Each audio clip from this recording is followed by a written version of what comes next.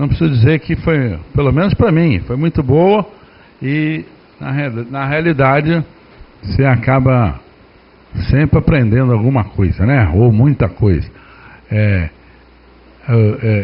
Eu trabalhei, a gente sempre trabalhou, né, com planta e eu sempre fico aqui. Quase, cara. Que é isso de esse mercado, qual é a diferença? Quer dizer, lógico que você aprende isso lá no ginásio, né? Mas depois, quando você vai trazer para a prática, quais são as consequências que isso tem para a prática na engenharia, no furar o túnel ou essas coisas. A outra coisa que eu vou perguntar, vou começar a pergunta eu mesmo, a prefeitura, é lógico, né, deve usar isso aí para a fiscalização do IPTU, quer dizer, aonde ela realmente fatura, né? Estou perguntando, você vai confirmar ou não. E a outra pergunta, estou pensando em termos de risco, eu fico apavorado quando eu passo aí nas favelas, principalmente ali na linha vermelha e tal. Você olha, tem prédio que era 2 andares, no dia seguinte que eu digo, você passa, tá 3, tá 4, tá 5, cara, engenheiro, eletricista só pode construir prédio até 4 andares, se eu não me engano, é isso? E às vezes nem se arrisca isso. E aí você vê na favela subindo prédio de 5, 6, de vez em quando desaba um. Isso aí é um risco, principalmente quem morre é criança, é a pessoa que está lá embaixo, não foi nem às vezes que levantou o prédio, que levantou para alugar, às vezes até morre o próprio dono.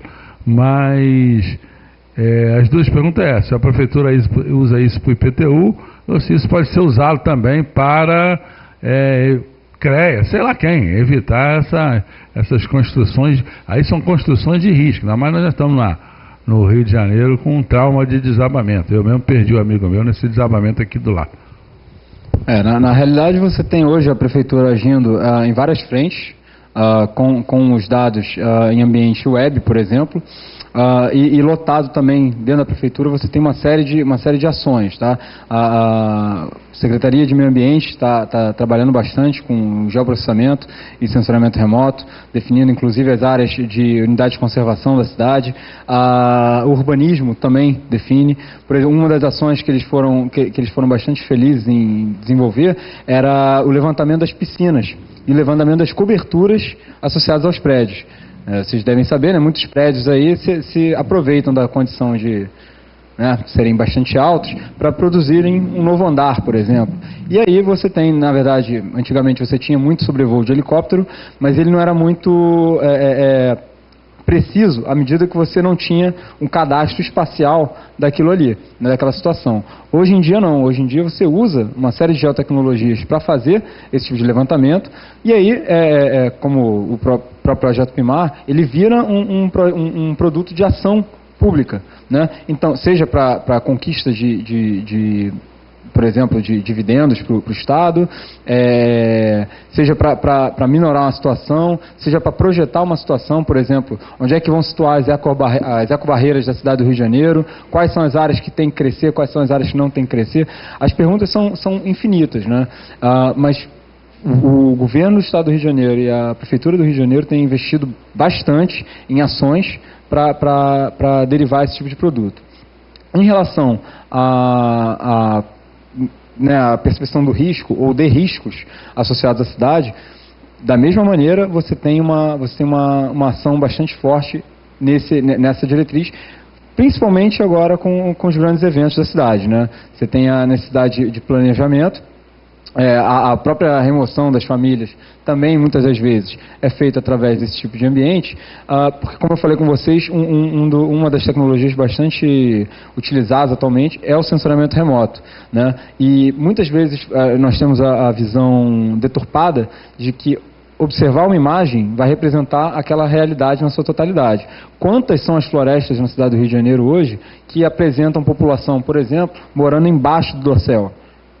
A partir do momento que você está olhando uma imagem de satélite, você está visualizando apenas o dossel arbóreo. Mas quando você chega no real, no 1 para 1, você tem uma outra relação. Ao mesmo tempo, você tem dentro do estacionamento remoto, outras ações que permitem, assim como o ignorar das nuvens, o ignorar do céu arbóreo. Você vai no solo. Então você tem já como levantar quais são as construções, quais são os materiais edificantes que estão abaixo da cobertura vegetal.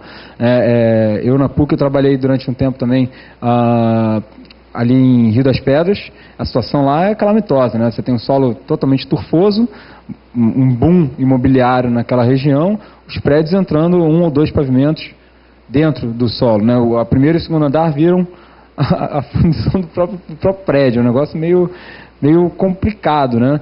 As pessoas entram pela janela em determinados andares, assim.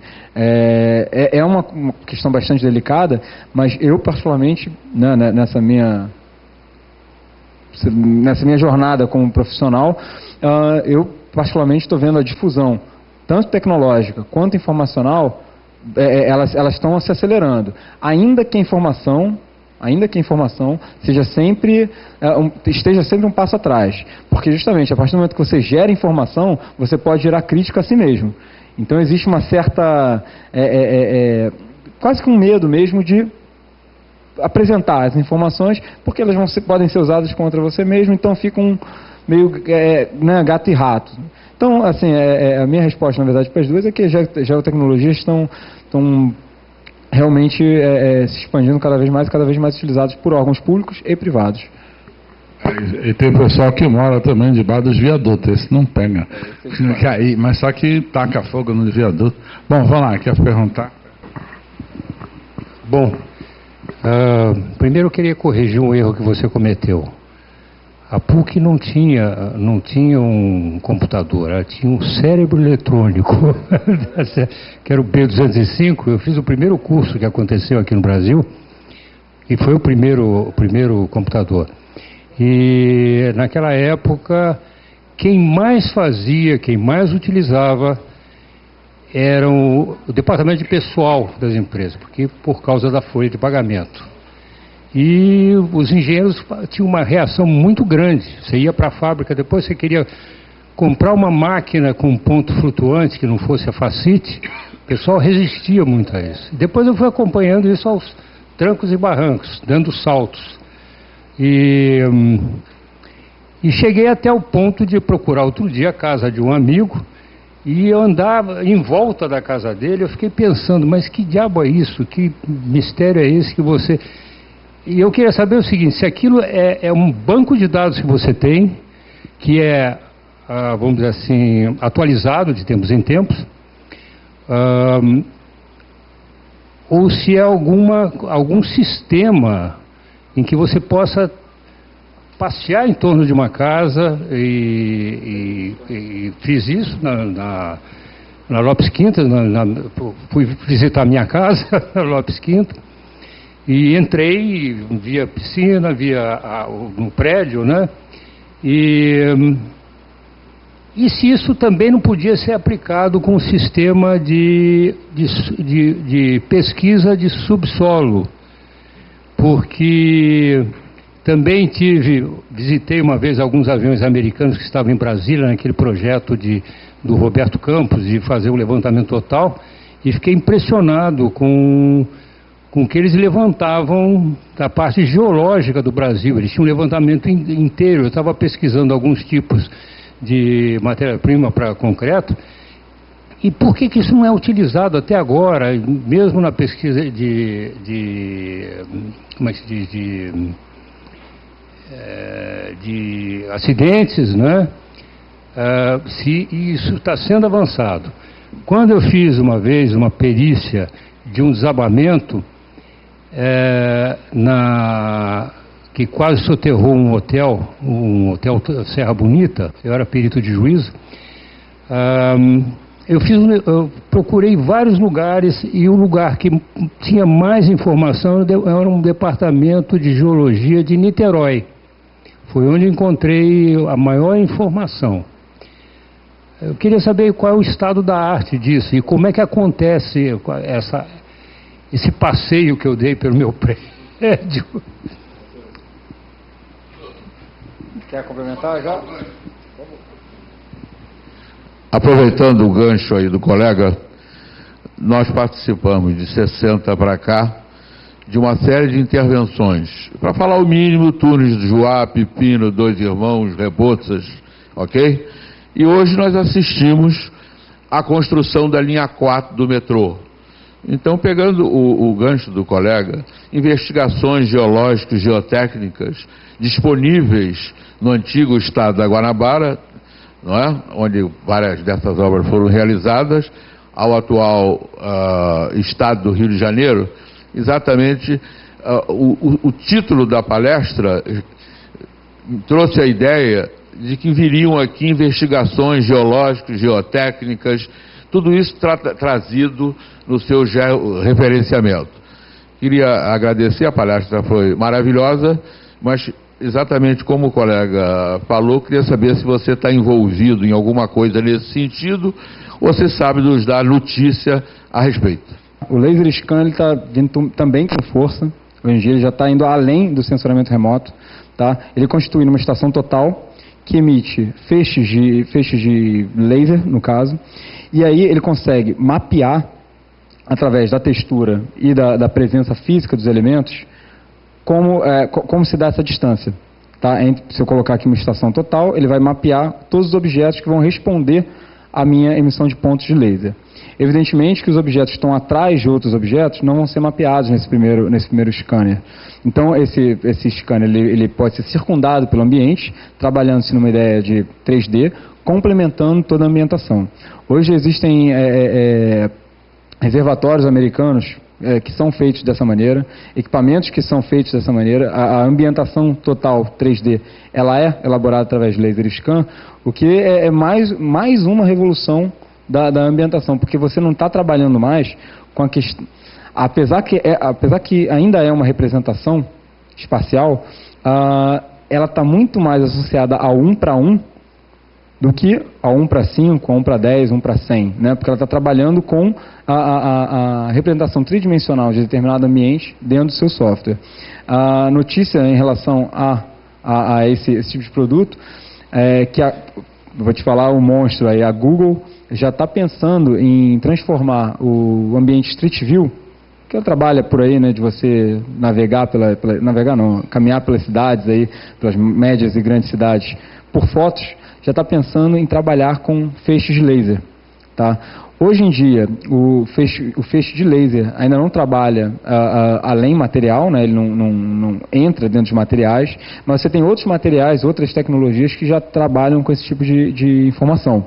Então, a informação radar, por exemplo, né, ele consegue já te definir muitas dessas informações. Então, se você hoje for para a subsuperfície, por exemplo, com o equipamento radar, você já tem um escaneamento de como os materiais respondem aos teus feixes de ondas de rádio, no caso, e aí você tem a reação, no caso de determinado material, por exemplo, petróleo ou outro tipo de material, associada àquele emissor de ondas. Então, você tem tecnologias que elas estão se agregando. Tá? O Brasil, atualmente, ele não está tão à frente disso. Né? Os dados que você tem geológicos e muitas vezes associados à geomorfologia, geotecnia, eles estão associados ainda às grandes instituições, né? Pelo menos eu estou falando em macro áreas, né? Então você tem aí o DRM, o CPRM atuando sobre a área. Eles hoje já desenvolvem o que a gente conhece pelo GeoBank, que é um ambiente digital, no qual você pode navegar por todo o ambiente de dados do CPRM, se não me engano, o CPRM tem esse GeoBank, e você pode baixar várias dessas plantas, você pode visualizar online vários desses mapeamentos. É bastante interessante, tem muita coisa, mas eu ainda digo que o Brasil ainda está engatinhando no processo de mapeamento e de representação. Tá? Foi o que eu falei, o Brasil hoje ainda não tem o Brasil todo mapeado em 1 para 50 mil. A gente está em 2013. 1 para 50 mil é uma escala extremamente grossa para determinados tipos de análise. Geológica, né, geomorfológica, muitas vezes, às vezes até atende. Quando você precisa de uma ação muito mais específica, você vai partir para sondagem, você vai partir para outros tipos de ação. Quando você quer fazer uma caracterização inicial, essa escala atende. Mas ainda assim, os dados são muito, não vou dizer pouco produzidos, mas eles são pouco difundidos. Muitas das coisas que existem por aí ainda estão em papel, ainda tem esse problema, porque o que foi feito em papel muitas vezes não foi transmitido. Então, existe perda de dado no tempo e no espaço. Então, são pequenos problemas que o Brasil está tentando... O Brasil está jogando bem em geral, né? Que, enfim, o país está tentando se adequar. Agora, essas informações, você vai conseguir muito mais fino em grandes e médias cidades, um pouco menos. Agora, os projetos mais localizados, em pequenos povoados, completamente distantes dos grandes centros urbanos, você vai penar um pouquinho para levantar essas informações. Eu posso passar o link de alguns desses dados que são disponíveis gratuitamente para se trabalhar e baixar. Manda um e-mail que eu disparo esses links para vocês. Mas a minha resposta para isso é que o Brasil ainda está engatinhando. E realmente, as instituições privadas, elas hoje têm um poder econômico, como são mais locais os investimentos, muito maior do que as instituições públicas. Então, como as instituições públicas trabalham em grandes áreas, normalmente elas não chegam a fazer muito desses levantamentos. Não sei se eu respondi na sua totalidade, mas o estado da arte hoje é justamente esse, que as coisas ainda estão sendo desenterradas. Muitas das vezes, como eu falei, os dados de 1 para 50 mil do IBGE são da década de 70. Eu estou falando de curva de nível, estou falando de eixo de logradouro, muitas das vezes. Então, é realmente complicado você pensar isso para as instituições públicas hoje ainda. Perfeito? Na implantação da Claro, era a ATL, Algar, do Aloysio Garcia, foi a primeira celular do Brasil, que era Central, Brasil Central, alguma coisa desse tipo, eu não me lembro mais. Eu precisei de algumas informações de mapas para colocação de estações de rádio base, as ERBs, né? E a gente via por mapas, né? E tinha uns mapas de algumas regiões, por exemplo, foi muito interessante isso, de uma região do Gramacho, que eu não encontrava em lugar nenhum, e parece que o Exército não disponibilizava ela, ou não tinha, alguma coisa desse tipo. Eu fui encontrar na Embaixada Americana. E foi um levantamento, esse mesmo levantamento de Brasília, quando eu estava projetando uma fábrica de cimento lá e procurando alguns minérios, porque o meu